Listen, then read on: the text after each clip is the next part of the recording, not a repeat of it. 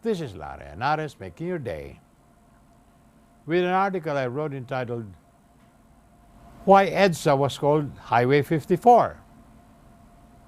EDSA, the main artery of Metro Manila, was once called Circumferential Road because it skirted the circumference of the city starting from the Mall of Asia and Rojas Boulevard towards Makati, Mandaluyong, San Juan, Quezon City, Caloocan, and a half circle, and ending on the other side of the Bonifacio Drive at Navotas.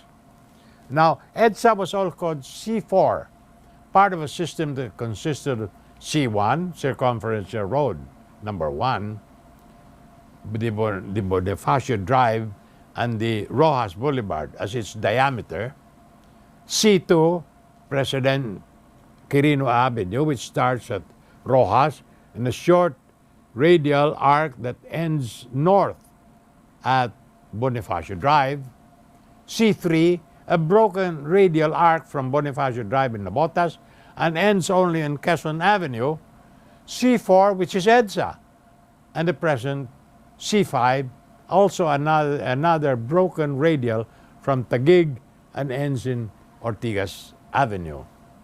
And the future C6 still being planned, all called circumferential roads, like half wheels around the axis of Luneta, where point 0 of the national highway system starts. Parenthetically, before World War II, all Philippine vehicles had to travel on the left side of the road, following those of Japan, Great Britain, and Europe. Only during the end of the war did the whole of Europe and the Philippines, but not Japan and Great Britain, change their traffic rules. This is because throughout the war, all vehicles on the road belonged to the United States Army, with the driver's wheel on the left side and traveling on the right side of the road, as they do in the United States. The U.S. Army constructed the circumferential road, which they called Perimeter 54. Now, this was renamed Highway 54 and became EDSA, short for Epifanio de los Santos Avenue. Makati City did not exist then. It was once the barrio San Pedro Makati, the itchy St. Peter, beside Kuli-Kuli, the red light district of Pasay City. There was no Highway 53 nor Highway 55. So why Highway 54? Fasten your seatbelts.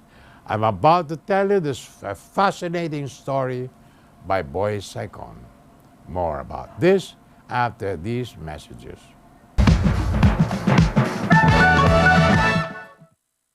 This is Larry Anares making your day with an article I wrote entitled, Why EDSA Was Called Highway 54.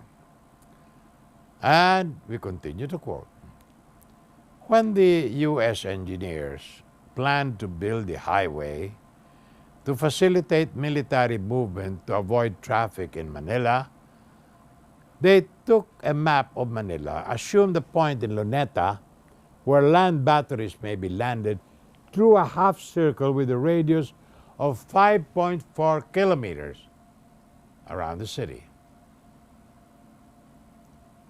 Why 5.4 kilometers? Because 5.4 kilometers is beyond the maximum distance that a siege howitzer, a cannon, can hurl a shell with great accuracy, and that any point beyond 5.4 kilometers would be safe from pinpoint bombardment. That is how Highway 54 was named, eliminating the decimal point. And on the outside of the highway, beyond the 5.4 kilometer line, the Americans built their military installations, the Nichols Air Base, Camp Murphy, Camp McKinley, and the Stutzenberg Hospital. Thus, the Americans were wise enough to keep their armed forces safe from a siege on Manila. Apparently, the Americans thought that Filipino lives are expendable during the war.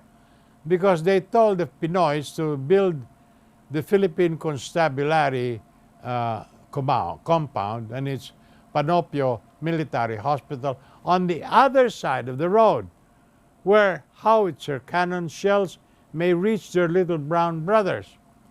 When you travel on EDSA going north, you will surely notice that Villamor Air Base, formerly Nichols Air Base, Fort Bonifacio, formerly Fort McKinley, and Camp Aguinaldo, formerly Camp Murphy, and an hospital that was formerly called Stutzenberg, are on the right side of the road.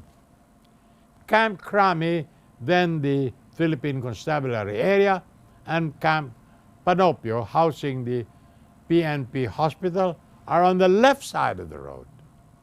The Philippine Armed Forces are occupied in kidnapping and killing leftists, nationalists and labor leaders and student activists in behalf of the American CIA, as well as those who make war on the Chinese, the communists, Muslim terrorists, and protecting American soldiers who rape Filipino women, should now realize how their American masters really regard them as nothing but cannon fodder.